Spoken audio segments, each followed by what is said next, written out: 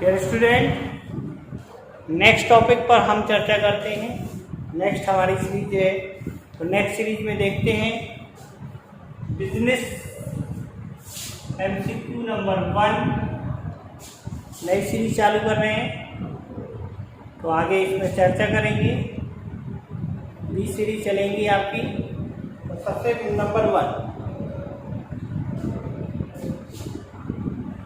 लाभोपार्जन के उद्देश्य से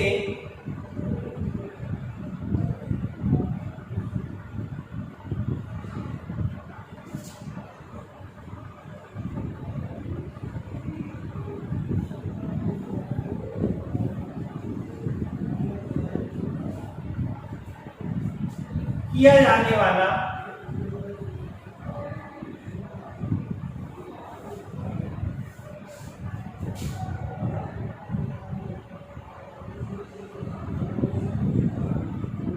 किसी वस्तु का क्रय विक्रय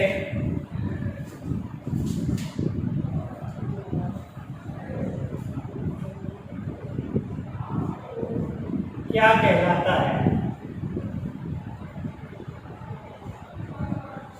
तो लाभोपार्जन के उद्देश्य से किया जाने वाला किसी वस्तु का क्रय विक्रय क्या कहलाता है, तो इसे हम व्यापार की कैटेगरी में रखते हैं। यानी व्यापार की ये परिभाषा है ट्रेड।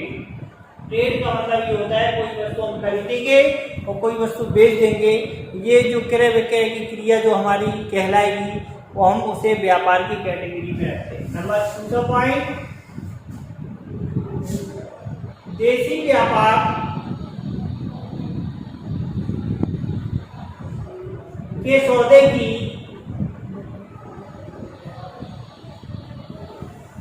गतिविधि चालू होती है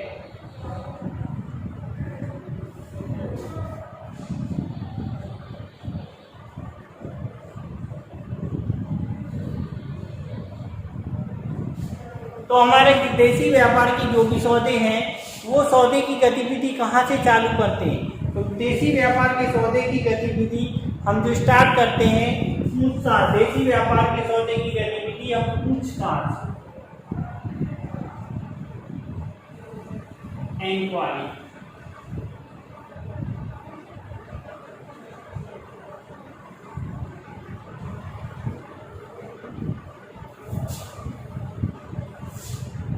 नेक्स्ट, रेलवे बिल्टी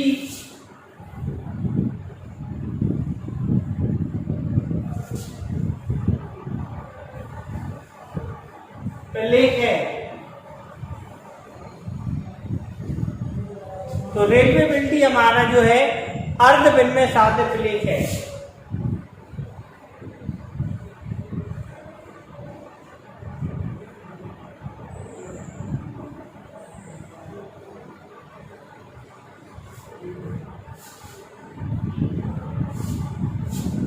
रेलवे बिल्टी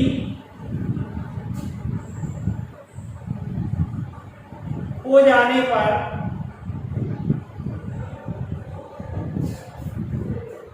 ग्राहक को क्या देना होता है।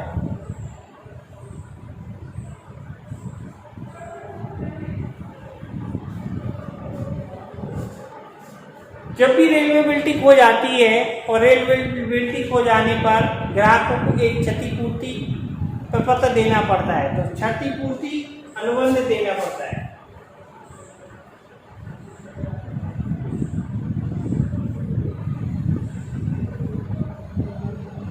जब भी रेलवे बिल्टी खो जाएगी उस समय क्षतिपूर्ति कॉन्ट्रैक्ट देना पड़ता है।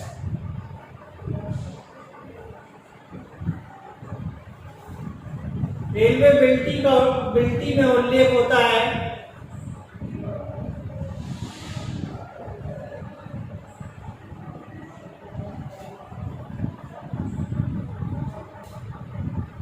तो रेलवे बिल्टी में क्रेता का नाम, विक्रेता का नाम, माल की मात्रा, संख्या, मूल्य, सारा विवरण, माल के खर्चे जहां तक कि उसे वहन करना है। तो इन सब रेलवे बिल्टी में माल से संबंधित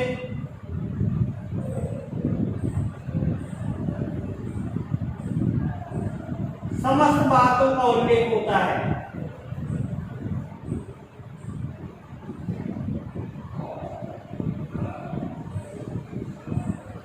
जो भी क्रेता विक्रेता से संबंधित माल के संबंध में समस्त जानकारी होती है उन सभी का उल्लेख रेलिवेबिलिटी में किया जाता है। परिशोध कमीशन की गणना किस मूल पर होती है?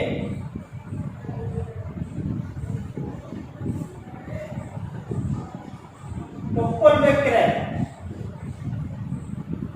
तो हमारा परिशोध कमीशन है, कुल विक्रय जो भी मूल रहेगा उस विक्रय मूल पर हम परिशोध कमीशन की गणना करते हैं।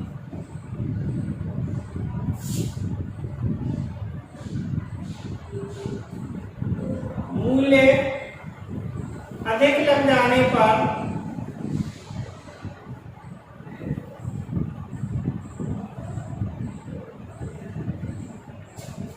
कौन सा नोट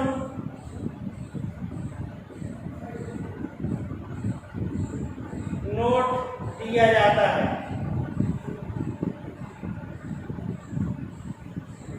क्रेडिट नोट। ऐसे ही नेक्स्ट, मूल्य कम लगने पर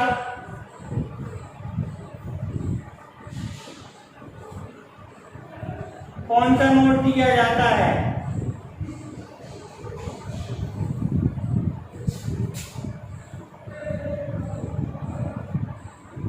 तो डेबिट नोट।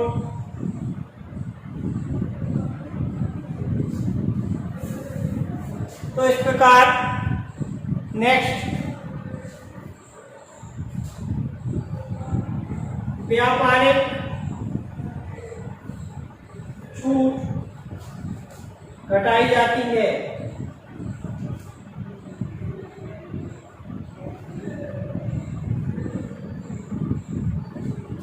तो जो भी हमारा विक्रय मूल्य है उस मूल्य में से व्यापारिक छूट को घटाया जाता है।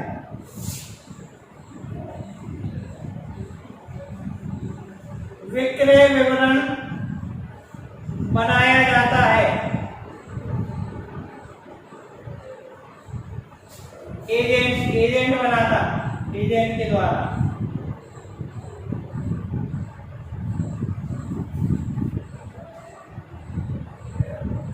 आगे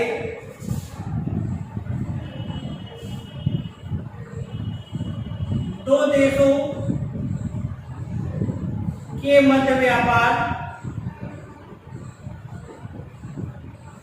कहलाता है विदेशी व्यापार।